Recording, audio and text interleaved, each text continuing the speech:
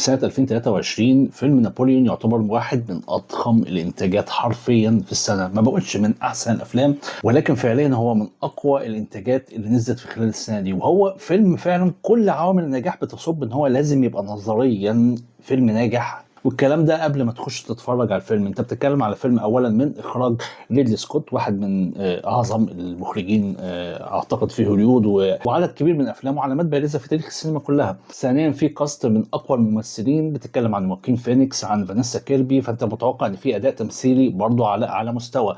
اضخم انتاج دي ناتج ان هي من انتاج ابل فيلمز. افلام ابل انت بتعتبر ان انت واخد يعني شيك على بياض عشان تنتج الفيلم، اصرف زي ما انت عايز، ما اظنش ان في حد هيراجع وراك. وده كان واضح حتى في فيلم كيلرز اوف فلاور مون، ان ميزانيه الفيلم ما هيش مشكله او عائق تماما قصاد اي مخرج عايز يعمل مشاهد طبيعيه، وده كان واضح هنا في بعض المشاهد في الفيلم. النقطه الرابعه ان قصه الفيلم ده نفسها من القوه، بحيث ان انت بتتكلم على شخصيه من اقوى الشخصيات في تاريخ العالم، الكره الارضيه كلها، نابليون، اللي هو في كم احداث حاشده في حياته لو انت عايز تعمل 7 افلام تقدر تعملها. فبالتالي انت وانت بتتفرج على الفيلم ده متوقع ان انت تشوف حاجه يعني سوبر. بس ليه بقى انت ما شفتش حاجه سوبر؟ اعتقد ان السبب الحقيقي وراء الموضوع ده، بخلاف يعني موافقه ريدلي سكوت على اللي حصل، هو ديفيد سكاربا.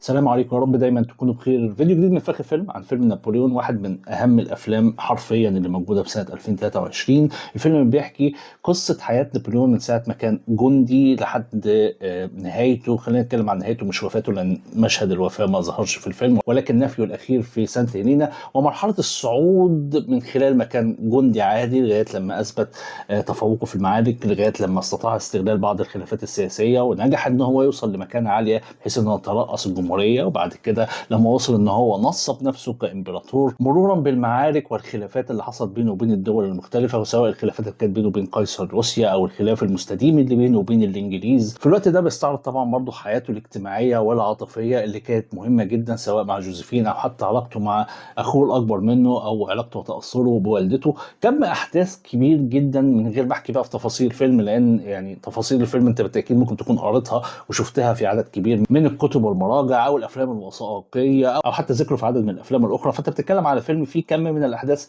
كبير جدا.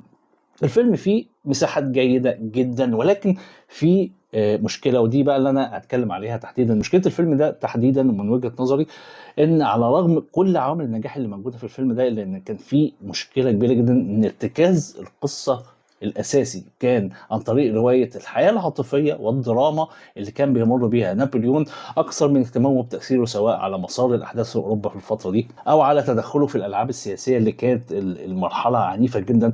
بروز نابليون الشخصيه نفسها ظهرت بعد نجاح الثوره الفرنسيه. طبعا الدقه التاريخيه ما هياش علامه مميزه من علامات ريدلي سكوت في كل الروايات او كل الافلام اللي كانت بتتناول احداث تاريخيه. وربما يعني لو انت تتذكر فيلم كينجدم اوف هيفن، لو انت عايز تشوف كم المقالات اللي اتكلمت على عدد الاخطاء التاريخيه اللي كانت موجوده فيه، ودي نقطه ما بيهتمش بيها ريدلي سكوت لما بيجي يعمل فيلم روائي بيتناول احداث تاريخيه او شخصيات تاريخيه. فدي نقطه ما تركزش فيها، لان اول مشاهد الفيلم بتتناول ازاي نابليون حضر حادث المقتله الشهير لماري انطوانيت وشاهد قطع راسها، وهو فعليا الكلام ده على ارض الواقع ما حصلش. ولكن معلش احنا مش هنلتزم قوي بتتبع الاخطاء التاريخيه اللي كانت موجوده، لان دي يعني ممكن تقعد فيها وقت طويل جدا. فاحنا هنا عايزين بنهتم بحاجتين: الاداء التمثيلي اللي كان موجود في الفيلم كان عامل ازاي، وقصه الفيلم نفسها ومدى ان هو قادر على انه يثير عندك او يشبع عندك حماسك وتطلعك انك تشوف فيلم قوي بيجمع نجمين كبار جدا وهم ريدلي سكوت ويواكين فينيكس. انا ليه بقول نجمين كبار جدا؟ لان انا بعتبر ان واحد من احسن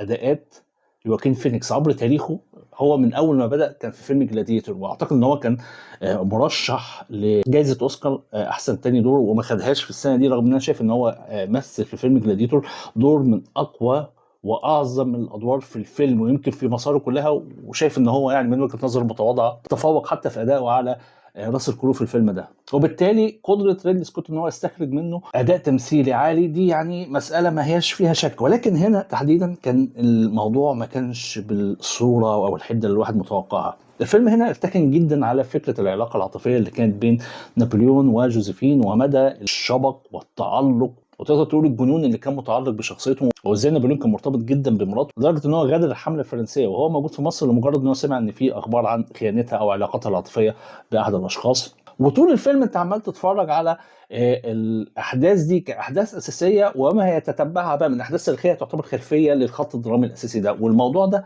اعتقد من وجهه نظري وقع رتم الفيلم الى حد كبير، ويمكن ده يكون سببه ان واحنا بنتفرج احنا ربما عدد كبير من الناس ما هوش مهتم قوي بالعلاقه العاطفيه دي، خصوصا ان تناولها ما ابرزش ملامح كبيره من شخصيه نابليون.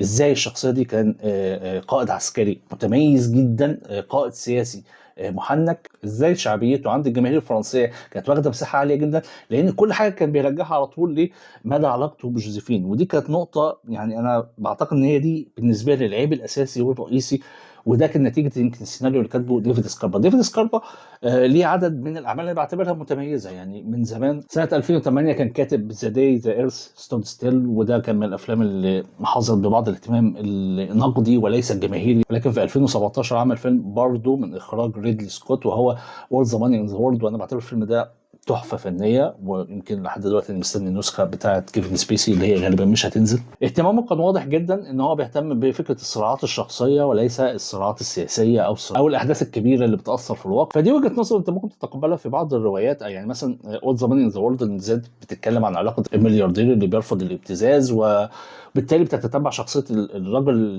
القاسي اللي كان موجود وقتها ده. لكن هنا في حديثك عن شخصيه تاريخيه مهمه جدا، يعني مش عايز اقول لا اقول هي اثرت فعليا على تاريخ ومسار وخريطه العالم وخريطه اوروبا في الفتره اللي كان موجود فيها زي نابليون. فانا بالتاكيد محتاج انك تهتم شويه برصد التغيرات دي وتاثير الشخصيات دي. ولكن وانت بتتفرج على الفيلم في حاجات كتير وانت بتتفرج عليها ما تفهمهاش. يعني فكره ان نابليون يبتدي يعمل انقلاب ويتولى من خلاله اداره شؤون البلاد دي، الموضوع هنا ظهر مش كأن نابليون هو صاحب القرار، لا ده في حد اقترح عليه الفكره وكبرها في دماغه، وبالتالي الموضوع ده حصل. كذلك مقدرته لمنفاه الاول في جزيره البا، وبعد كده ازاي رجع وحشد الجماهير ورجع تاني. انت بتحس ان انت محتاج ان المسائل دي تتشرح لك بصوره افضل من كده.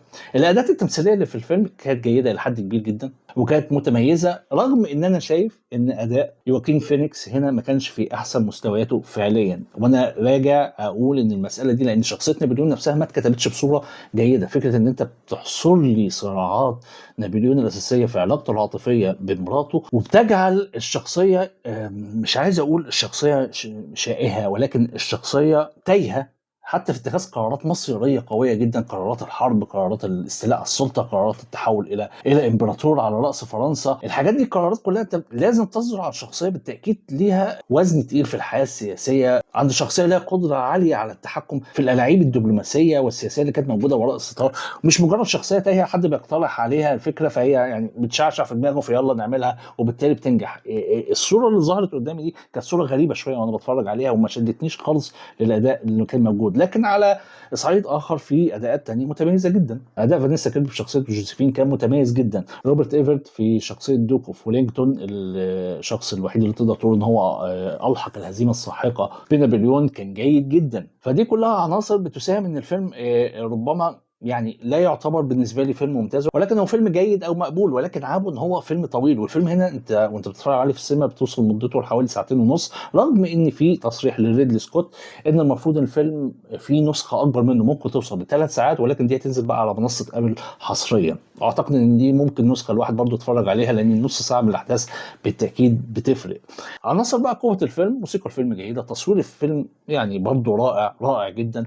المساحه الزمنيه لفتره تواجد نابليون في مصر ما كانتش عاليه، هم يمكن 3 مشاهد اللي كانوا موجودين، فدي حاجه ربما انت مش هتحس بيها قوي. لكن اداره المعارك اللي موجوده في الفيلم من اروع ما يمكن. دي المشاهد الوحيده اللي فعلا وانت بتتفرج حقيقي هتحبس انفاسك. معركه اوسترليتز اللي صنعت مساحه كبيره من وهج واهميه شخصيه نابليون داخل اوروبا وداخل فرنسا نفسها كانت رائعه.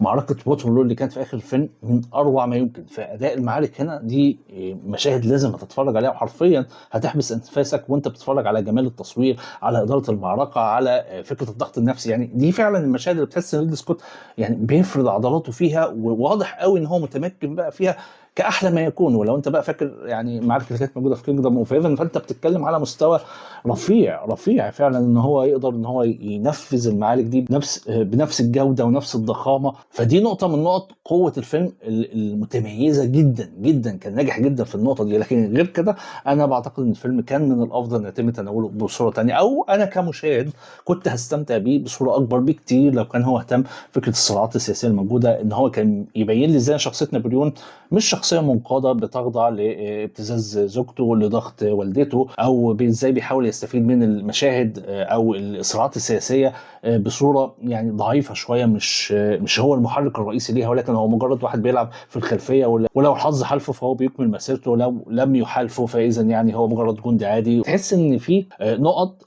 كان ممكن الاستفاده منها بصوره اعلى بكتير، انها تطلع الفيلم بصوره افضل الى حد كبير، والفيلم كان ممكن يبقى اقوى واعلى من كده بكتير جدا، خصوصا ان انت بتتكلم على يعني ممثل واحد من اقوى واعظم قدرات التمثيليه اللي موجوده حاليا على الساحه، واحسن اداءات ليه زي ما انا باكد من تاني كانت مع نفس المخرج ده. فان انت ما بتقدرش تطلع منه الاداءات دي او القوه دي في تجسيد شخصيه قويه جدا ومؤثره جدا زي نابليون، فاعتقد ان يمكن انا برجع هذا السبب ان السيناريو نفسه ما كانش قوي على هذا المستوى. عموما ده رايي، واتمنى لكم مشاهده ممتعه، واتمنى ان النسخه الكامله تنزل ويحالفنا الحظ ان انا اتفرج عليها، ولو لقيت وقتها في بعض الاضافات او في بعض الحاجات اللي ممكن الواحد يتكلم عنها او تصحح نظرته للفيلم، فساعتها ممكن نتكلم ونتقابل تاني ان شاء الله. اتمنى لكم اوقات سعيده، واشوفكم في فيديو تاني قريب. سلام.